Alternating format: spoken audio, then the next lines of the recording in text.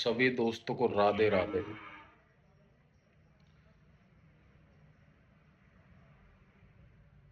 आपको एक बेहद ही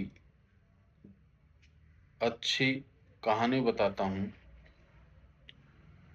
सीख देने वाली कहानी है। तीन कामचोरों की कहानी। बहुत दिन पहले की बात है। एक गांव में एक कामचोर लड़का रहता था, जो कुछ नहीं करता था। दिन भर घूमता फिरता वक्त खराब करता था। एक दिन घूमते घूमते वह एक घने जंगल में जा पहुंचा। वहां पर उसको एक लोमड़ी दिखती है, जिसकी टांगे नहीं है। वह उसको देखकर हैरान होता है। सोचता, आखिर ये लोमड़ी जिंदा कैसे है?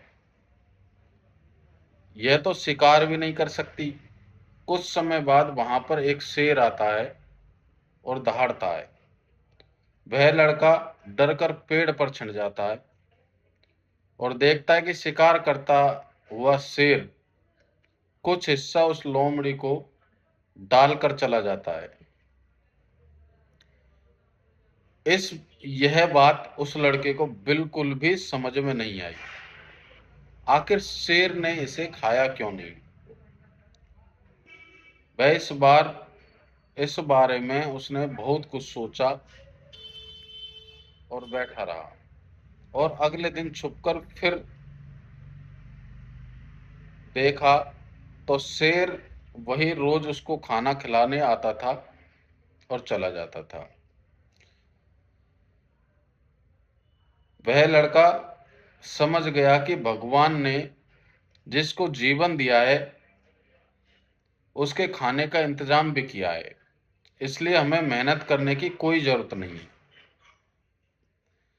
वह लड़का बैठे बैठे देख रहा था उस लोमड़ी की तरफ, पेड़ पर बैठा बैठा। तो उसने सोचा, क्यों न कल से मैं भी बैठूं, देखा मेरे को खाने के लिए कौन देने आता है। तो वो 2-3 दिन तक वहां इंतजार करता रहा।